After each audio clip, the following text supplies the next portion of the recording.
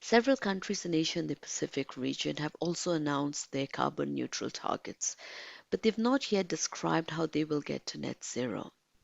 So it is important that carbon removal solutions are reviewed and considered while updating nationally determined contributions and carbon neutral targets. And if I also wanted to reiterate that carbon dioxide removal is not a replacement of emission reduction, but rather a complementary measure to achieve the Paris Agreement temperature goals.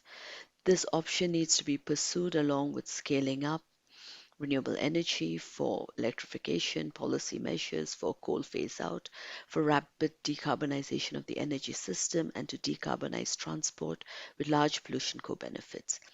So if I can end maybe UNEP and UNESCAP, we co-chair an issue-based coalition on climate change mitigation and air pollution in the Asia-Pacific region. And we're looking at policy measures, and we focused on coal phase out.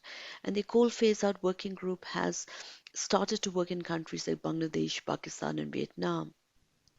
We've really focused on the efforts of actually the 15 UN agencies and the resident coordinators, the country teams, with a look to COP26.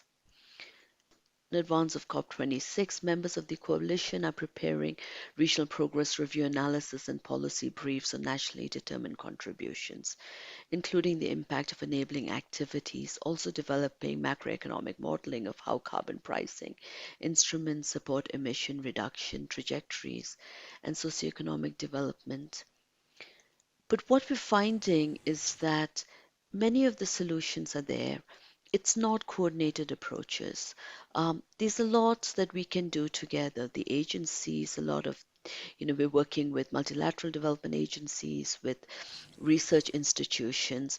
We need to start to work to support countries to coordinate approaches. But in terms of carbon dioxide removal, and if you look at the impacts of climate change in the Asia Pacific region, we really have to explore all options. We'll have to explore all technological options, recognizing that there are governance issues, but we do have intergovernmental mechanisms for governance issues.